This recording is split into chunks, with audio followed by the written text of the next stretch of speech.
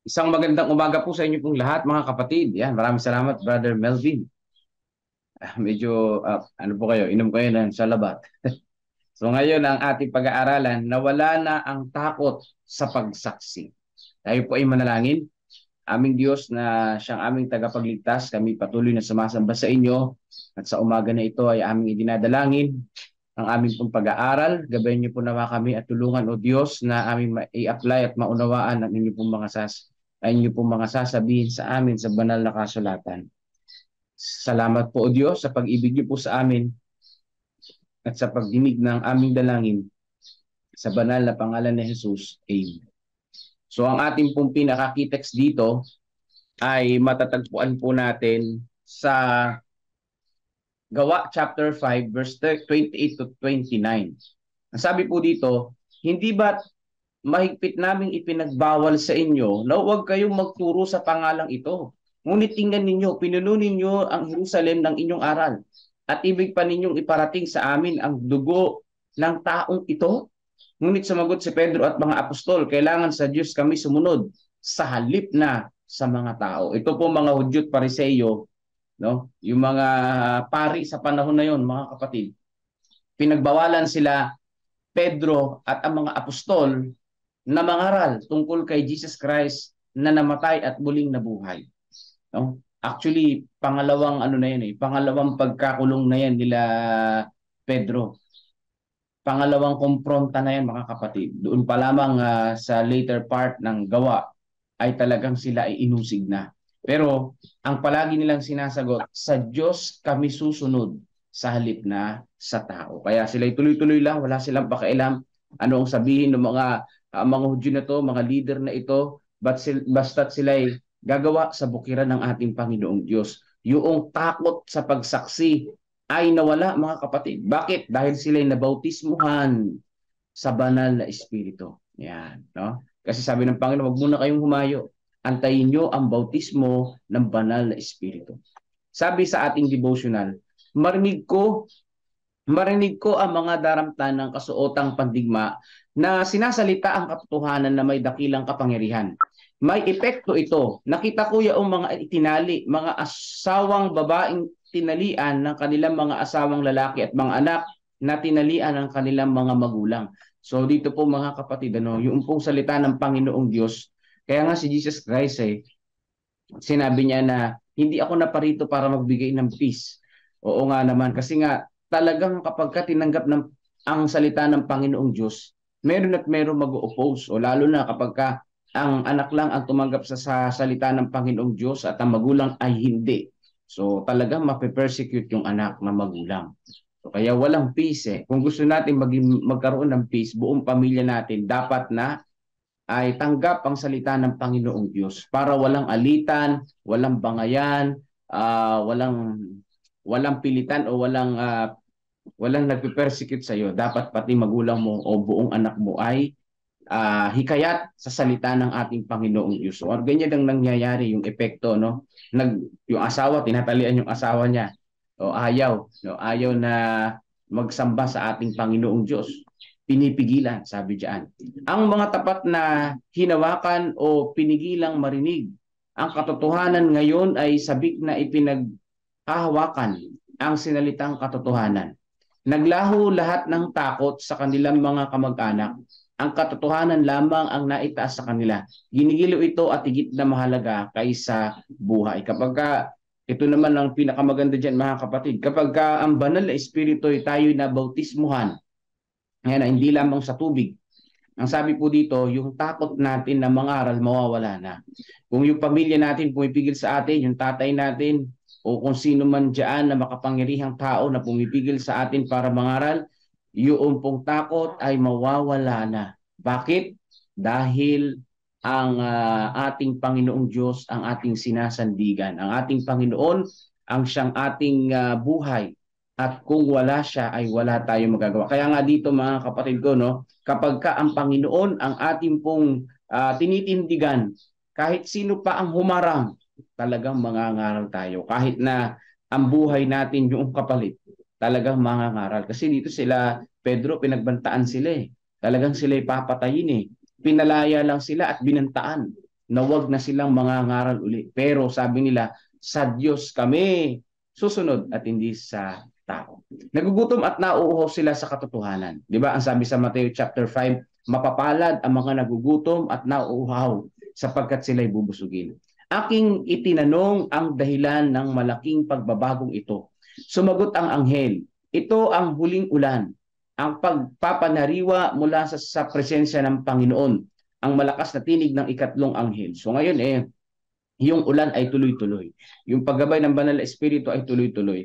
Pero merong final na ulan na kung saan ang salita ng Panginoon ay huling pagbugso ng pangangaral. Ngayon ay yung ulan ay tuloy-tuloy, marami ang nangangaral din, marami ang nababautismuhan, marami ang mga kapatid talagang tumutugon sa gawain. Mamaya, November 26, ay meron tayong care group evangelism diyan sa Likab. So napakabilis lang ng panahon, no? November 26 ngayon. Tayo ay magsama-sama. Salamat sa mga kapatid na nag-volunteer, mga kapatid na nag-aya ng mga kaibigan nila para makinig ng salita ng Panginoon. Isama natin sa dalangin yan, mga kapatid, no? Yan yung tuloy-tuloy na ulan.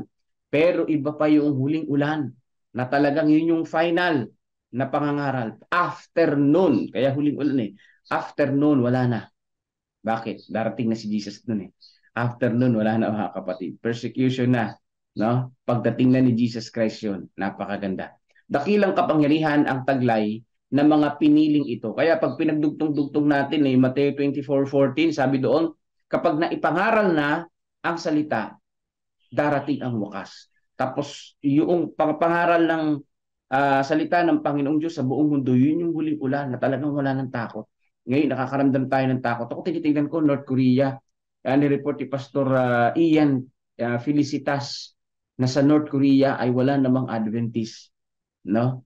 Zero Christianity o 0 point something. Wala talaga. Ang karamihan ay atheist, hindi naniniwala sa Panginoong Diyos.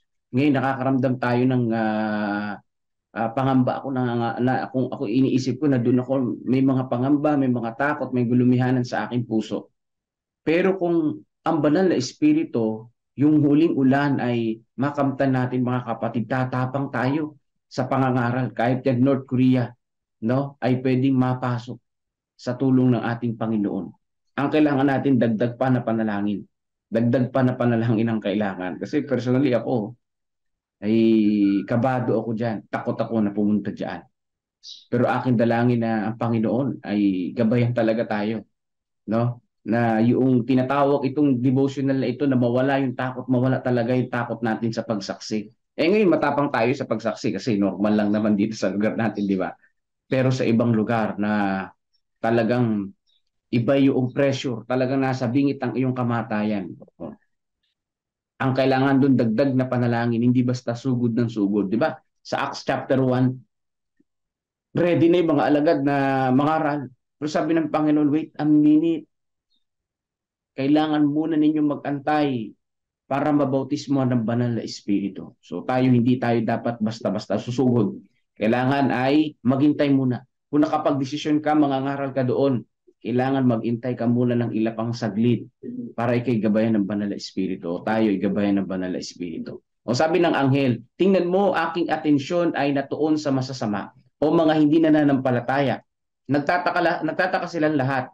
Ang kasigasigan at kapangyarihan, sabi diyan,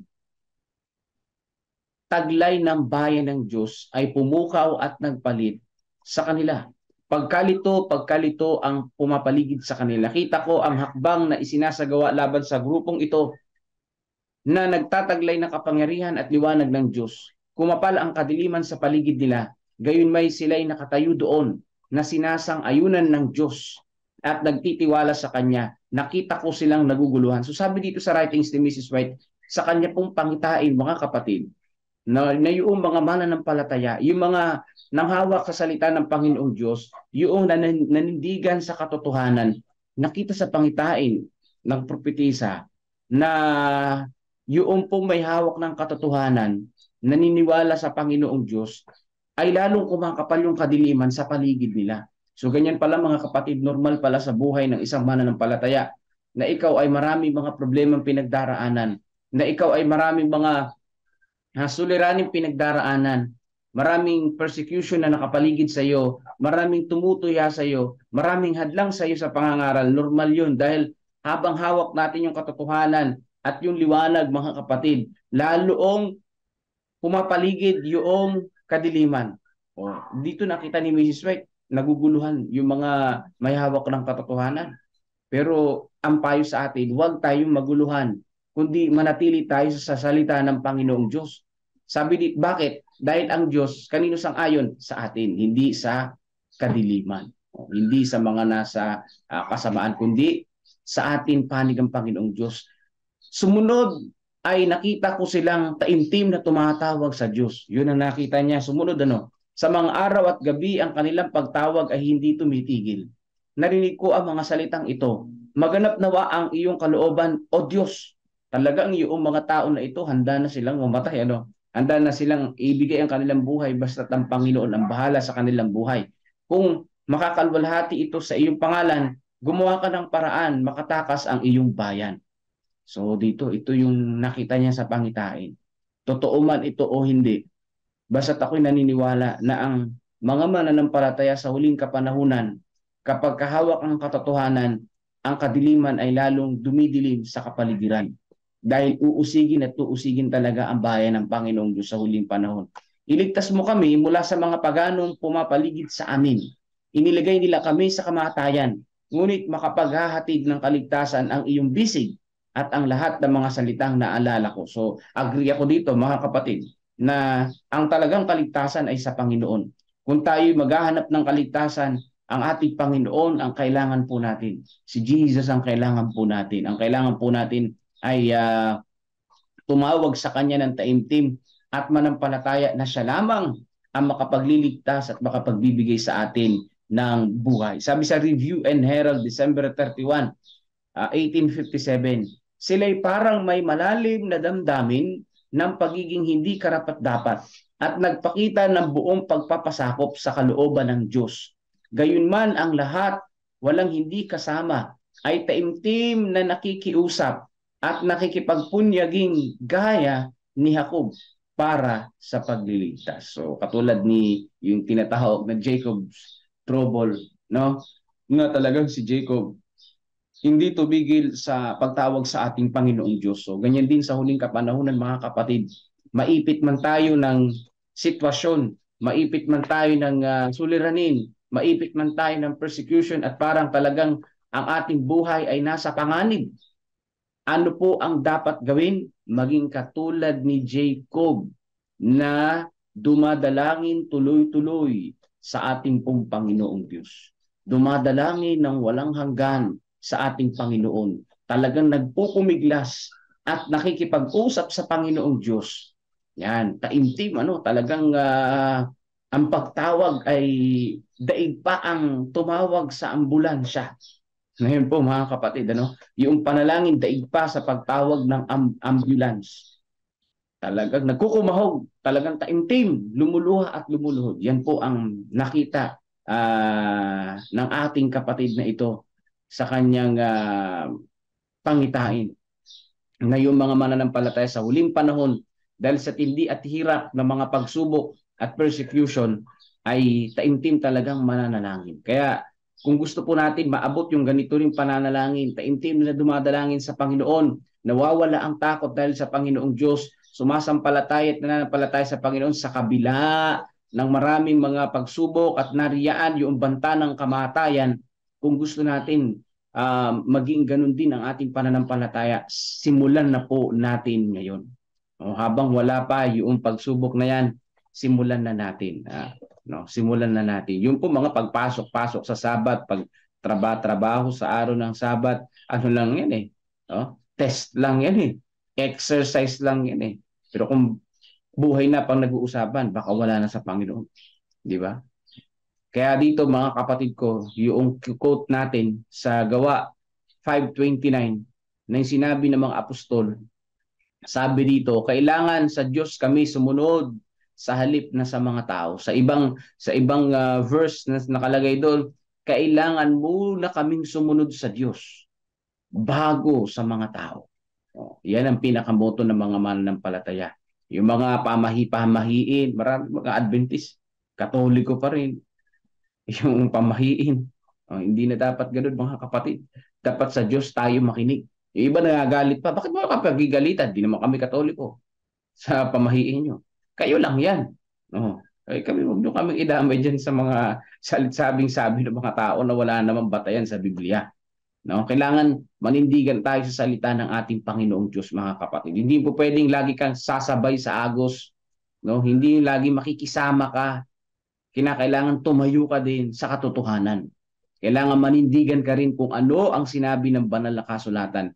Mawala ang takot sa ating puso't isipan at tayo'y tumayo ayon sa katotohanan. At ang tumatayo ayon sa katotohanan, mga kapatid, ayon sa salita ng Panginoong Diyos, ang sabi po dito sa ating devotional, kakampi natin ng Panginoong Diyos at hindi tayo pababayaan.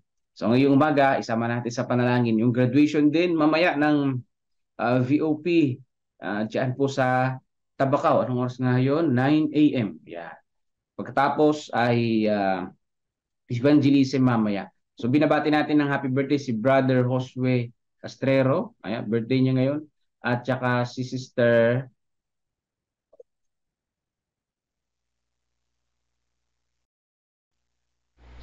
Ayun, kala ko bakit nawala. Amen po, ano po. Salamat sa magandang awit, fearless, ano po. Walang takot kagaya ng mga apostol. Hindi sila natakot. Kahit na sila ay pagbantaan ng mga kung sino man yung nagbabanta sa kanila doon, ano po. Napakainam na magaya natin yung ganyang mga katapangan, ano po. Hindi natatakot. Hindi dapat natatakot, ano po. Salamat po, Pastor. Kaya tayo man ay sa mga huling mananampalataya, sabi nga ni Pastor, ay ang mga huling mananampalataya dumadalangin ng time team, ano po, may naman, tuloy-tuloy, hindi napapatid. Kaya sabi nga ni Pastor, kung gusto nating makasama sa mga huling mananampalataya pa, simulan natin ngayon. Doon sa pamamagitan ng panalangin ng time team, connected yun kay Jesus. At yun ay hindi tayo matatakot kagaya ng mga disipulo. So, mag-practice na tayo, mga kapatid, ano po. Sabay-sabay tayong practice ng manalangin ng time team para magaya natin yung magiging katapangan. Hindi naman to katapangan na gusto makipaglaban sa gera, kundi spiritual battle, ano po. Spiritual battle. Kaya napakainam, ano, na meron tayong mga halimbawa kagaya nito mga apostol. Yung mga apostol na ito, hindi sila natakot. Kaya panalangin natin ang bawat isa na ang ating connection kay Jesus ay patuloy habang tayo ay naghahanda, habang tayo patuloy na araw-araw na nabubuhay dito sa libutan upang patuloy na gumagawa ng misyon, ano po. Basta salamat sa patuloy na kalakasan at buhay na ipinagkaloob ng Panginoon sa mga biyayang aming natanggap. Panalangin pa rin sa mga kapatid na may mga pinagdaraanan at sa lahat ng mga may karamdaman. Sige po, sama natin sa panalangin ng mga pasalamat na yan at prayer request, ano po. Ngayon din sama natin sa panalangin yung sabi ni Sister Rose na isang mapagpalang umaga po sa lahat. Salamat sa buhay, kalakasan at kagalingan sa bagong pag-asa. Alam niyo, mga kapatid, bawat umaga talaga, one day at a time, mga kapatid, ano. Pasalamat natin yan, ano man ang ating kalagayan. Salamat, one day at a time. New morning, new beginning, new hope, ano po. Napakainam, ano. God is love, yan, di ba? At sa banal na salita ng Diyos na sa atin ay nagtuturo at nagpapaalala upang tayo makasunod sa matuwid na landas at makita sa ating mga gawa at pamumuhay na tayo ay nasa liwanag. Praise the Lord, Sister Rose, ano po. Tunay po yan, sinabi nyo na yan ay napakaganda na po. At good morning din po, Sister Belinda Salvania. Sige po, let's pray, mga kapatid. Kung wala na kayong kahilingan ay additional prayer request ating ipanalangin ang bawat isa. Amang banal na makapangyarihan sa lahat, salamat po sa patuloy niyong binibigay sa amin at pagkakataon sa bawat umaga na makarinig na inyong mga paalala, inyong mga aral, mga halimbawa, lalong higit tulad ng mga apostol na ito, na sila ay hindi natakot sa anumang pananakot ng mga tao na itigil ang kanilang pangangaral. Bagkus sila ay patuloy na sumunod po sa inyo. Alam namin na dito sa lupa maaari kaming magapi kagaya ng mga pagkawala ng mga apostol, ngunit sa inyong pagbabalik ang tunay na pagkapanalo o pagwawagi ay mapupunta sa aming panig. Kaya salamat po sa tawag ng Holy Spirit na kami ay patuloy na maging connected po sa inyo. Kaya humihiling kami sa araw-araw na aming pamumuhay na kami ay magkaroon ng much more willingness na kami ay patuloy na connect po sa inyo. Patuloy na kami ay tumalangin na walang patid upang kagaya ng mga apostol kami rin ay maging walang takot sa ano pa mang mga pananakot ng kaaway, na itigil ang aming mga pagpapakalat na mabuting balita katulad ng mga apostol. Maraming salamat po sa mga lesson na ito. Nagpapalakas na aming loob, nagpapatibay na aming pananampalataya. Tunay na ramdam po namin ang inyong pagmamahal. Sa umaga nito, nais namin isama sa panalangin ang pasasalamat at kalakasan sa buhay na pinagkakaloob niyo po sa amin at mga biyaya na amin tatanggap. At amin din pinapasalamat na sa mga lesson na ito sa bawat umaga kami natututo. At kami ay patuloy nagkakaroon ng malakas na pag-asa at pananampalataya. Amin din sinasama sa panalangin ang pasasalamat ni Brother Kevin na kanyang inang at itang ay maayos na ang kalagayan. Patuloy namang palakasin ang kanilang resistensya sa bawat araw. Patuloy na ang kalakasan sa bawat sandali. At sa patuloy na kanilang pamumuhay, sila ay patuloy na bigyan ng malinaw na kaisipan. Amin din po sinasama sa panalangin patuloy ang graduation sa Tabacao. Meron 20 kaluluwa ang tumanggap po sa inyo.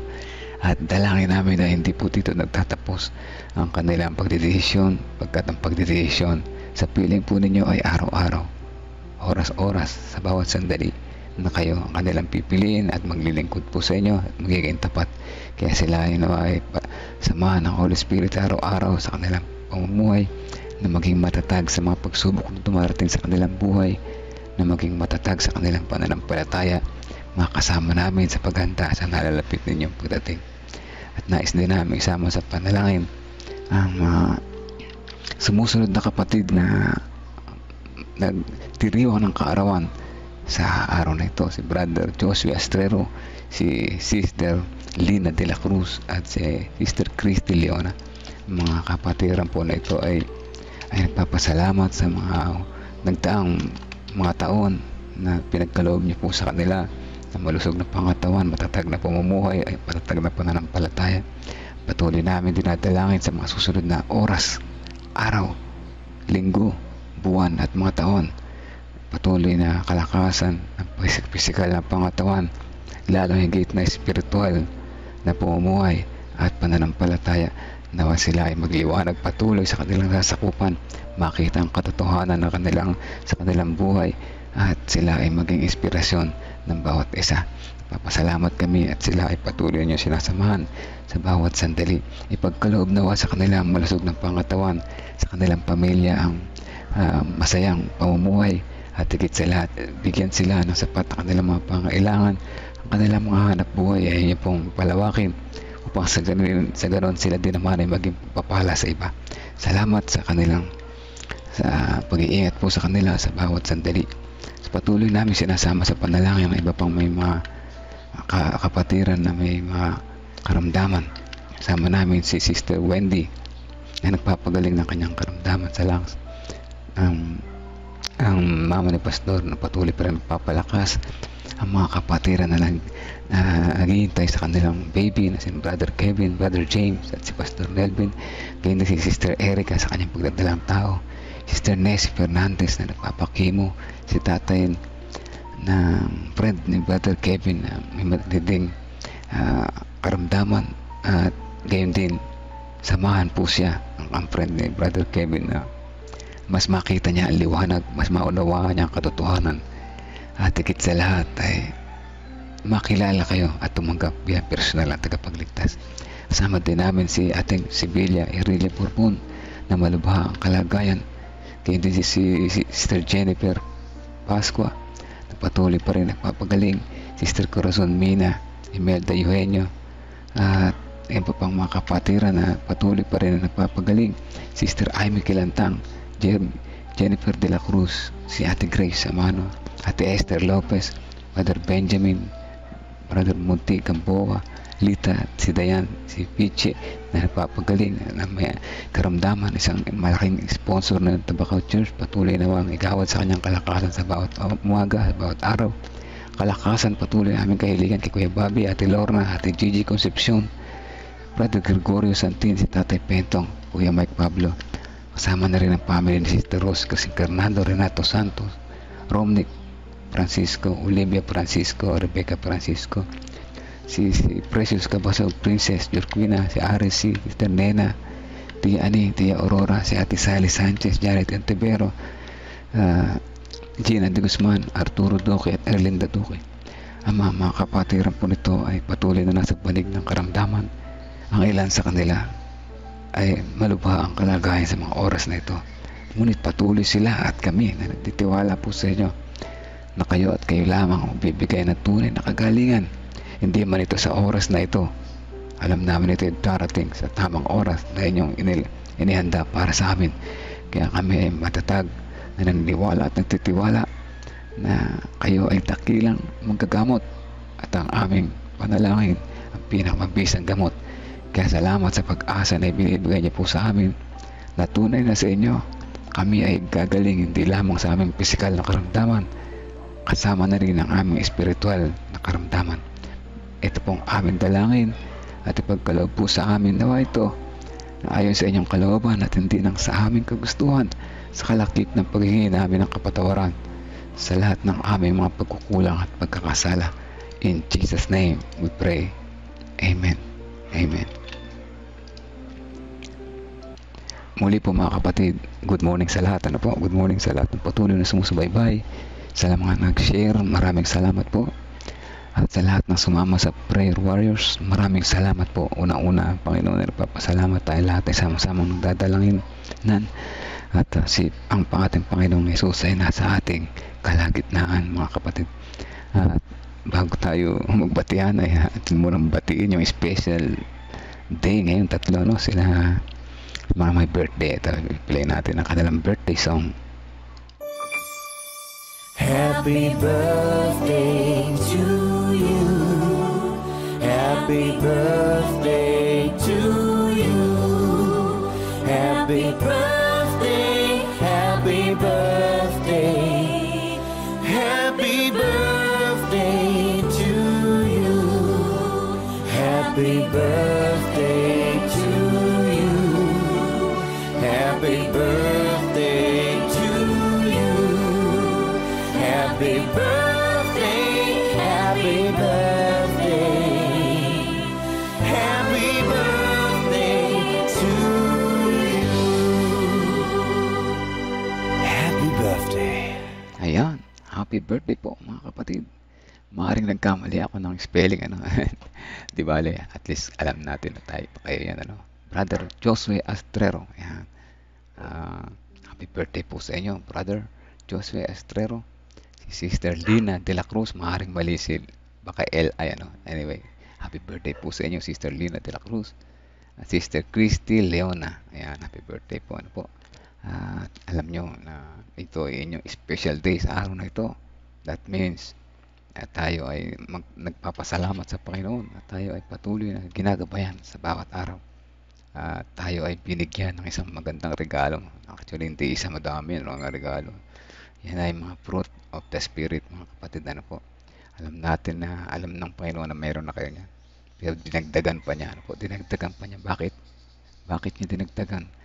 Para ibahagi din naman natin sa iba. Ayan, yung tatlo dyan, para sa akin, tatlong number 3, ay pinaka una dapat natin na ibinabahagi.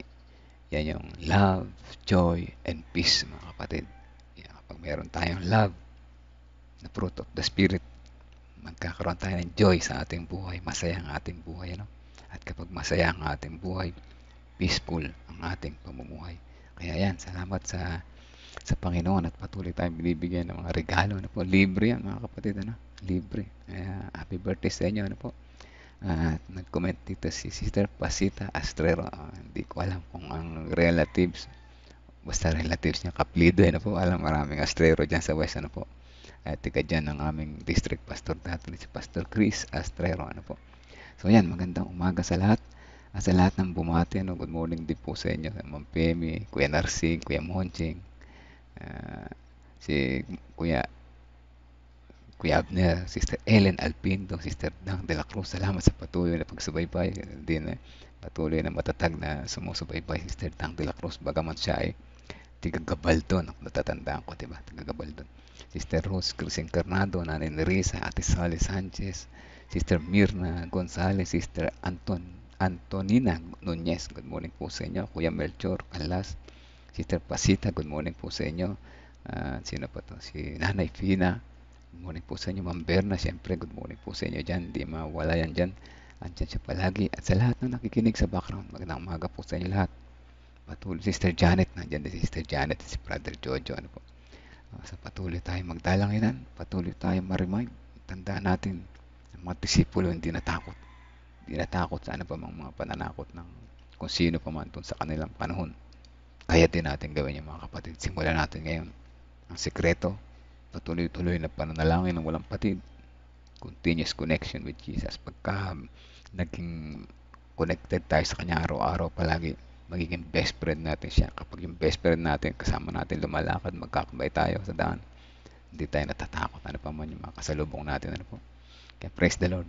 Nandyan yung si Pastor para magbigay sa atin mga lessons about mga reminders. No? So, praise the Lord mga kapatid. Hanggang bukas po muli. Tayo ay patuloy na ma-remind pagka tayo makakalimutin. Patuloy tayong ma-bless at ma-revive. God bless po sa lahat.